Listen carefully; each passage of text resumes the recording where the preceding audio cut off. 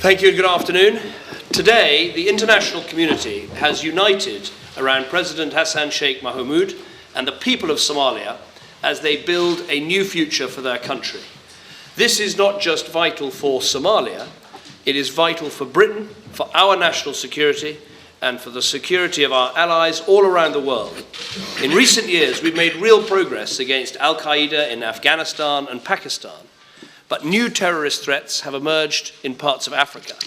Radicalism is poisoning young Somali minds and breeding terrorism and extremism. This is a threat to our security, and if we ignore it, we would be making the same mistakes in Somalia that we made in Afghanistan in the 1990s. I'm not prepared to let that happen, and that is one of the reasons why we've held these two conferences here in London. Now, the progress since the first conference last year has been remarkable. Al-Shabaab has been driven out of town after town, piracy is down by 80%, and there is a new legitimate federal government in place with a parliament chosen by representatives of all clans. But huge challenges remain. With just under half of all Somalis living on less than $1 a day, Somalia has some of the worst poverty anywhere on earth. And as we tragically saw only last weekend, the threat of Al-Shabaab remains. So today, the international community has taken major steps to back the new president of Somalia with his plans for long-term security, for transparent and accountable government, and for building a fully federal government in which everyone has a stake and a voice. On security, the Somali government have developed a long-term plan to build up their army, to double the number of police, to train judges and lawyers, and to strengthen maritime security. Together, we've agreed to back that plan, and countries, including Britain, China, America, Qatar and South Africa, together with other European partners, have agreed to contribute over £50 million. Next, we have backed the President's plan for more transparent and accountable government. This offers a fundamental break with the corruption of the past. Today, international partners at this conference have pledged to back this plan with technical assistance, with training, with accounting systems. All of this will enable Somalia to raise its own revenues. It will give donors the confidence to invest in Somalia's government. It will make Somalia a place where people increasingly can invest and do business. And it will allow the international financial institutions to follow the World Bank's lead in helping Somalia to deal with its debts. Finally, on political progress, we welcome the President's commitment to take the next steps in delivering a fully federal government and to move towards the ultimate goal of national elections in 2016. Continued support from the international community will be vital, including from the new UN mission, which will be actually the deepest UN involvement in Somalia for over 2 decades. Mr. President, this morning you shared your vision of a federal Somalia at peace with itself and with its neighbours, with a resurgent economy founded on values of kindness, respect and human rights. The international community has backed you and provided the necessary resources. We in Britain share your vision and we very much want you to succeed. Thank you. Thank you. President. Thank you. Thank you. Thank you, Mr. Prime Minister. Thank you, Mr. Prime Minister, and thank you, the government and the people of the United Kingdom for hosting this great conference here in London and for the leadership and commitment and dedication to help Somalia. Somalia is very grateful for the unwavering support from the United Kingdom and its people. Thanks for all the world leaders and delegates who have come to participate and give us their full commitment and support towards peace and stability. Our ultimate goal is to see a united Somalia and a stable Somalia, stable in terms of politics, stable in terms of economy, and stable in terms of security. The world has gathered here in London today, but it is the Somali people who most feel the effect of this conference today. This conference comes at a critical time for Somalia as we emerge from a long period of chaos, instability, extremism, and piracy to an era of peace and development. The issues confronted by Somalia are all matters that concern the UK and the world at large, and the response that we receive today is very, very eminent and very encouraging for us in Somalia. We came here to present our plans for reform, knowing that the international community will be convinced to bring peace and stability to Somalia.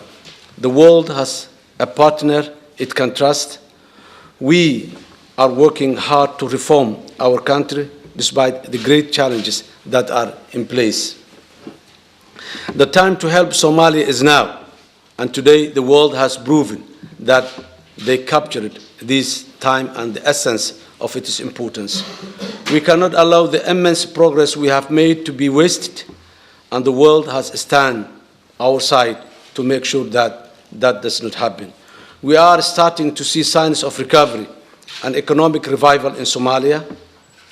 If we act now to receive the support from the international community, the Somali government will definitely deliver the expectations of the Somali people and the international community as well. We will see this trend continue, and very soon an end of the era of dependence also. The response from the world leaders and participants of this important meeting today has been supportive and encouraging by my government's policies. We have been given a chance, and we will prove in the eyes of the world that we will deliver, and we will. Since the issue faced by my people are global, it requires our collective efforts, commitment, and determination to confront them now before it gets too late. We cannot afford to miss this golden opportunity, and we hope the world's responsive and commitment will be materialized soon. We, the Somali people, and I as the leadership of the Somali nation, I'm very proud of the level of reception, the level of response, and the level of commitment today has been put in front of us in the eyes of the Somali people. And I'm sure and confident that the Somali people will positively respond this commitment, and soon Somalia will be a different place, a better place to live by its people and the rest of the world. Thank you. Thank you very much. Thank you, Mr. President. Thank you very much. Thank you, Mr. President. From the moment we sat in that cafe this morning with young British Somalis talking about their hopes for our country and for your country, you've been incredibly clear all day about the things you want to see in Somalia, the changes you want to bring, the support you require, and it's a pleasure working with you. Thank you. I'm going to take two questions, and then the President will take two as well. Robin Brandt. Prime Minister Robin Brandt, BBC News. On the domestic front, if I may, do you agree it's been a good day for the UK Independence Party thanks to one of your own? If you can't persuade people like Nigel Lawson and many others on your own team that you can win substantial changes in your negotiations, how on earth are you going to persuade millions of voters who deserted your party last week that you can win substantial change? Well, I think it's been a good day for the pledge that I have made that if re-elected, I will hold an in-out referendum so that everybody can have not just a voice about Britain's future in Europe, but also can have a vote about Britain's future in Europe. And so I welcome the attention that is being placed on this key pledge that I've made. And only a Conservative government, only the Conservatives of the major parties are making this promise. Now, I want to give people a choice, not between the status quo and leaving the European Union. I want to give people a proper choice between Britain remaining in a reformed European Union or leaving that European Union. That's the choice that people will have. That is the choice that people want, and there's only one way to get it, and that'll be by supporting the Conservatives at the next election. And frankly, I welcome the attention that is being put on this very clear promise. I think we've got a question from Sky, second. Prime Minister, I'd like to ask you what you make of the Queen's decision not to attend Chogam in Sri Lanka later this year. Well, first of all, I think we should all pay tribute to the incredible work that Her Majesty has done over 6 decades in support of the Commonwealth. And I know that she is as passionate about the Commonwealth today as she has ever been. I think it's entirely understandable that she's not going to be travelling to Sri Lanka because she is scaling down some of her international travelling, which I think is not in the least bit surprising. She's also going to be sending the Prince of Wales in her stead to go to this conference. I'll be going to this conference as well. And as I say, I know that she remains as committed to the Commonwealth as an institution, as an organisation, as she's ever been. Thank you, Mr. Prime Minister. Farhan. Well, just my question is to Prime Minister David Cameron. Yeah, well, you said we need to continue the process of rebuilding Somalia state in a very inclusive way with all the regions of Somalia around the table, as well as the neighboring countries. So today I could see all the neighboring countries' leaders, but what about those regions you're talking about and when it's going to happen? Well, on that issue specifically, I met with the President of Somaliland recently. He came to the UK and we had a very good meeting. He didn't want to attend this particular conference, and obviously he has his reasons for doing that. But my understanding is there have been very good discussions in Turkey and elsewhere between Somalia and Somaliland, and obviously we want to see good relations with everyone throughout the neighbourhood. But I think the key thing today is real progress has been made about backing the President's plans for putting the country of Somalia back together again. That is effectively what is being done here. Very clear plans, very clear support from the international community, building on the progress of the last 12 months. Just to add that point to what the Prime Minister said is that the process, that the preparatory phases of the conference was long, and I, myself, and the Prime Minister, we have been, we sit with all stakeholders of Somalia. I have extensively traveled throughout Somalia to let the Somali people know that this conference was coming and the Somali government is going to present these issues and this plan is in place. And I believe that we have all the ideas that the Somali people can have to make this conference happen in a successful manner, and their ideas was there. Physical presence was not important. What was very important is their feeling, their concerns, their agenda to be put into, and the plans the Somali government presented today was very extensive and covering Somalia. And soon we will have that concern that Farhan was raising was not there anymore. Thank you. Okay. Sorry about the Somali president. What is the real involvement of the authorities in Kenya and Ethiopia in Jubaland? Well, Somalia has been supported by the regional countries for such a long time, and the forces from Kenya and Ethiopia are there in Somalia fighting side by side with the Somali National Security Army.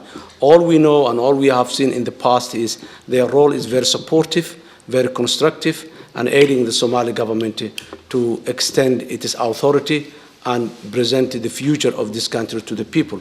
So far, what we have is a supportive role from our neighbors. Thank you. One final question. Thank you. Hashim Dwale from Iran Online. My question is for both Prime Minister and President. There's a lack of coordination of the international community on the ground that hinders the peace building in Somalia.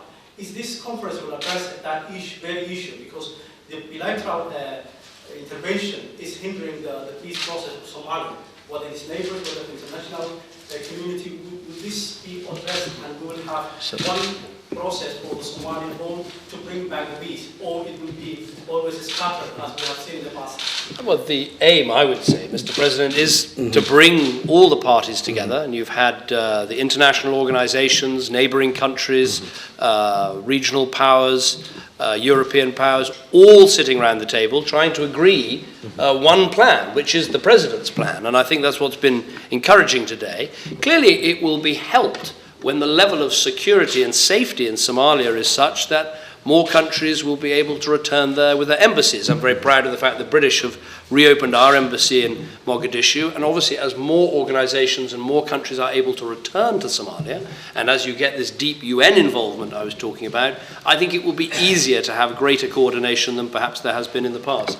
Mr. President. Yes, that's right. Somalia today, the paradigm shift is there. It's happening. The beginning of the new beginning of Somalia today is my government have been having a serious discussions with the United Nations, and we ask the United Nations to have, that Somalia today needs one one door to knock for the United Nations, and that has been accepted. And now we have a new mission from the United Nations whereby all United Nations family will be under one leadership.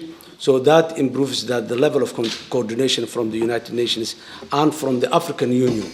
And we, the Somali government, has been, I myself and the Prime Minister, we went through the regional states and have been having a very good discussion with the African Union and the IGAD. And almost we are in a very progressive stage where the coordination among the different actors and stakeholders at the international level is now far much better than it used to be in the past 2 decades. So there is a level of success that we already made in the level of coordination among our international partners. Thank you very much. Yes. Thank you, Mr. President. Thank you.